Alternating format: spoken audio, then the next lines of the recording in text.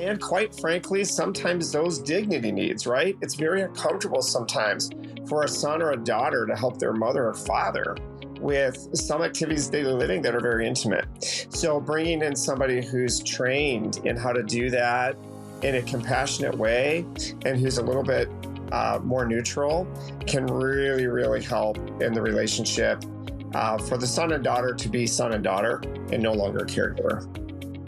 Welcome to the With You at Every Step podcast. We address your healthcare questions and help you navigate life's challenges. Our guests share their expertise and real-world advice related to care for older adults, grief and healing, and pregnancy and parenting. Every Step is a nonprofit healthcare and human services organization offering dozens of programs that are there when people need us most. Learn more about our free and low-cost services at everystep.org. Thank you for listening. And here is our host, Holly Carver-Kim. Welcome to With You at Every Step, where we talk about some of the issues, questions, concerns you might have about a variety of healthcare topics. And Dr. Tom Mosier, the Chief Medical Officer for Every Step, is with us today to talk about hospice and the many different disciplines that take part in your hospice care. So welcome again to the show, Dr. Mosier. Thanks for having me, Polly. You know, I think when we think of hospice, immediately we think of the doctor or the nurse who takes care of us. But there are a lot more people involved in hospice care. And that's why it's so unique and really provides a great deal of comfort and quality of life care. What are some of the, sorry about that, Tom. What are some of the things that are some of the people that we see on that team? Well, yeah, no, it's a great question because I would even back you up further than that a lot of people, when they think about hospice, they think about dying and they think about medications and fears about medications as if maybe medications might expedite dying. They don't recognize that hospice is actually a benefit that provides for a very robust and highly educated team of people, of healthcare professionals, whose job it is to care for that patient regarding and specific to their needs and their disease state. So it is not about the medications, it's about the care team and the people. And oftentimes, it's exactly what the patient has been needing for a very long time because it's the care team that was maybe missing all the way through. And so that care team is very robust. And yes, they're certainly, I think people are pretty familiar that nurses are involved, but it's not just the kinds of things that you might experience in a hospital. It's nursing way beyond what a lot of people have experienced because it's high-level case management and care over their whole care plan in a home-based fashion, which, you know, most of the time when we encounter nurses, we encounter them in the hospital and they're hanging medications and they're doing care. They're passing medications, they're putting in IVs, but home-based nursing care is very different. And many people identify that was the missing link all along. That was helping them live better because they actually come into the home and assess all of the gaps and needs that are there. And then they case manage and pull in other members of the team, like nursing aides, who they can delegate activities of daily living and bathing and help with things in the home that have been barriers. They can pull in social workers who can help bridge some of the gaps of some of the questions over what to do about finances, what to do about other care needs that they have been somewhat lost and swirling with. They can tap and pull in spiritual care counselors who can come and just sit down with them and just work with them where they're at over their anxieties and fears and wonderments about everything that's going on. They then will collaborate, work with both the primary doctor, who the patient has identified to be their lead physician, and the hospice medical director. So there's multiple doctors at that point that will then interface and be involved in helping guide excellent evidence-based care towards their medical illness and their needs. So in other words, it's like bringing hospital level care into the home that meets the gaps in the home that have never been met before with a really, really robust team of healthcare professionals. So we talk about all of those healthcare professionals, but then we go beyond that because we also then are going to bring in other disciplines, oftentimes like massage therapy, Reiki therapy, music therapy, volunteers. So the team really can be quite endless based on the needs and the gaps that are identified. If you don't mind, I want to go back and talk about each of these disciplines a little more. For instance, what is the difference between a hospice nurse and a nursing aide? Is there a different set of educational requirements, or how is that differentiated? Yeah, no, they both have nursing in the title, so it can be confusing. So a nurse is actually a healthcare professional who has been trained and educated in medical care. So they work hand in hand with the physicians to deliver the care, and their scope of practice includes oversight of medication administration, and talking about what's going on with the meds, any side effects, relaying that information, assessing the patient's vital signs, assessing how they are doing, and then feeding that back to the physician. So they are a healthcare professional that provides the care from the medical standpoint. And the aide then assists the nurse to and is delegated some of that care that is non-medical nature, such as the caregiving. So that might be the bathing, that may be helping the nurse with positioning, and so they can do the wound care management. The nurse would need to do the wound care management, the aide would assist. So in a sense, you can think of a nursing aide as the assistant to the nurse and helping with that. I've heard patients and families often talk about, the entire care team. I hear nothing but good things about it, but especially the nursing aides.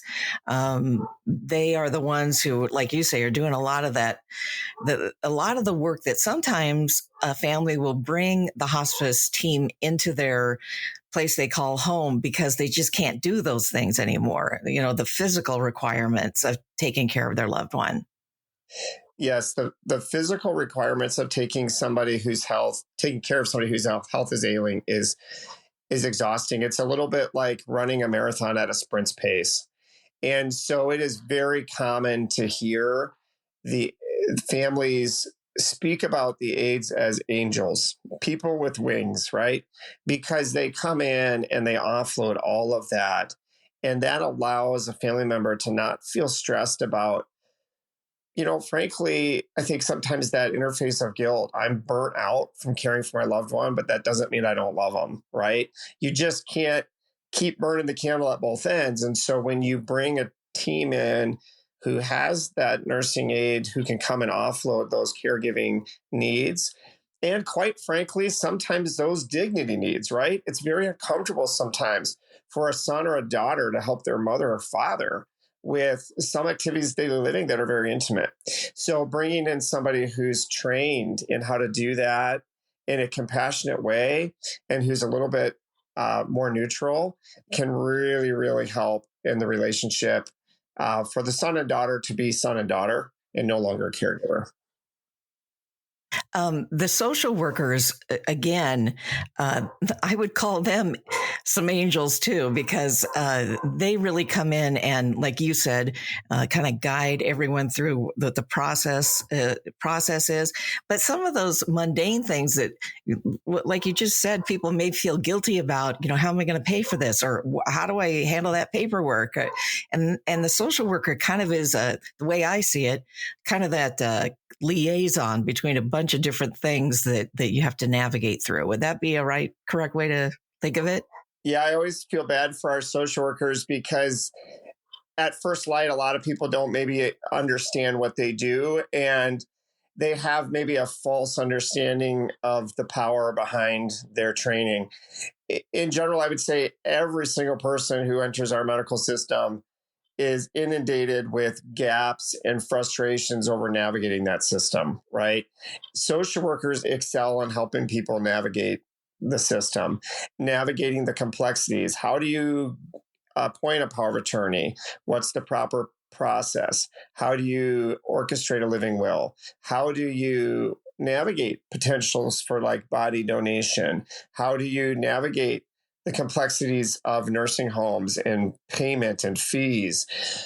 How do you navigate the complexities of insurance benefit and long-term care insurance benefits and all that, and how it interfaces with hospice? There are so many very specific things that people run into that by themselves, they're just completely overwhelmed.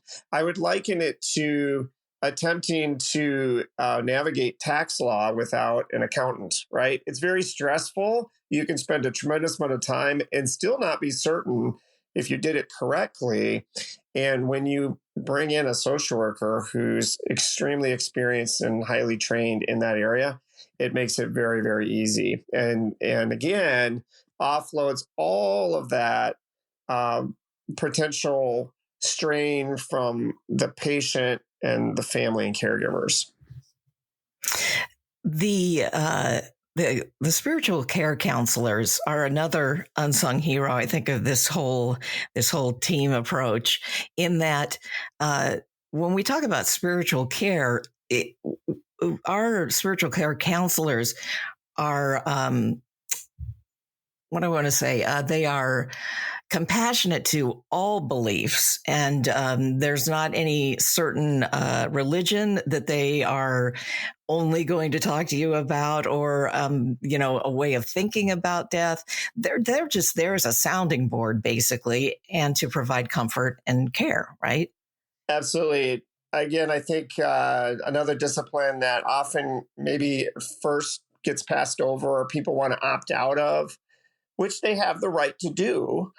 But then a lot of times when they finally meet the spiritual care counselors, they recognize, oh my goodness, this was wonderful. I wish I would have met them sooner or had them interface with me sooner, because the reality is we all have a spiritual side to us. We all have beliefs, that is to say.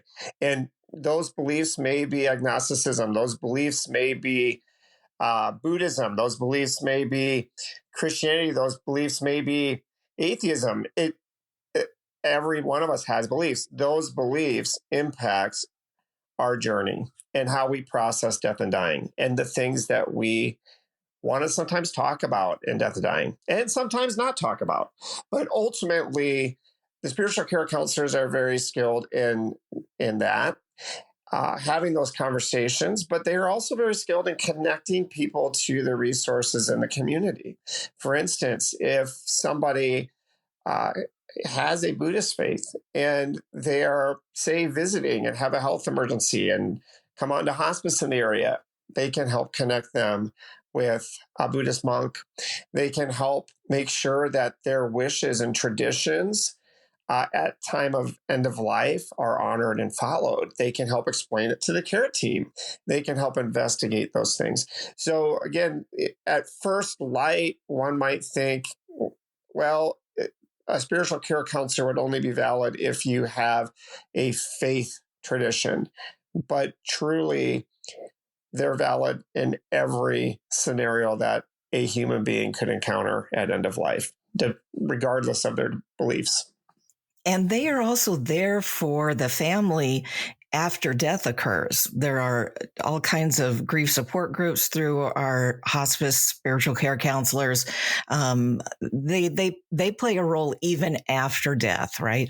Absolutely. Yes, definitely. And that goes for social work as well. Definitely very involved in supporting the patient family and building those relationships. And again, when it comes to spirituality, let's be honest. Just because we came from one tradition doesn't mean every person in the family shares that same faith background or tradition. doesn't mean the patient does. And so sometimes spiritual care is just helping navigate the complexities of that dynamic and helping advocate for the patient's right to have their beliefs and to not be inundated with others' beliefs and traditions. So ultimately, there's many different ways that a spiritual care counselor can benefit a patient and helping support them where they are at. And then all the other folks that you mentioned, the pet therapy, massage therapist, these are primarily, or maybe exclusively, all are wonderful volunteers who are trained in what they do. We have trained massage therapists who volunteer their time for hospice, as well as pet therapy. There are just so many people who help out and provide this service that is really special for hospice care. Absolutely. When you think about the kind of person that would volunteer freely of their time to be able to help people who are walking a sometimes very scary and dark road of terminal illness, you recognize that you have selected a very, very special group of people, right? And they have a lot of passion and a lot of commitment towards helping people in any way they can. And so that power of presence with people and, again, meeting gaps that oftentimes were unmet. Loneliness because of a health-related condition is a humongous issue. Isolation, loss of autonomy and independence, loss of relationships and community is humongous. So when you apply that back towards someone who has had that missing, it can have a magnitude that is really something that you can't quantify very well because it's humongous. Well, and we mentioned a bunch of things people do who volunteer, but there are also volunteers who just sit with a hospice patient. They don't even have to say anything. They're just there to provide companionship. And then we even have volunteers who are, I don't know if I have their name right, but the final hour or end of life volunteers who are there as a loved one is passing away. I mean, these people are pretty exceptional. Absolutely. None of us know the exact day or hour that someone will pass, and families sometimes will hold vigil, but they also have to go on with their lives. They have to leave and take care of themselves at times. And so having that reassurance that a volunteer can sit with their loved one if they should pass, or if a family member can't make it back in time, knowing that there will be someone with them, that they will not pass alone, is a huge contributor for peace of mind and helping in that moment. Well, it's just the care team is, as we've discussed, just multidisciplinary, so wide. It catches just about every concern you can think of, perhaps, as you're thinking about hospice care. And so it is way more than a nurse in a hospital. So thanks for all your insight today, Dr. Mosier. If anybody has questions about hospice care that we provide, or any other issues that you want to have addressed or just curious about, we invite you to visit our website, everystep.org. And especially if you're looking for assistance for you or a loved one, visit everystep.org/care, CARE. So that's everystep.org/care. And thanks again for being with us, Dr. Mosier. We always enjoy having you on the show. It's my pleasure.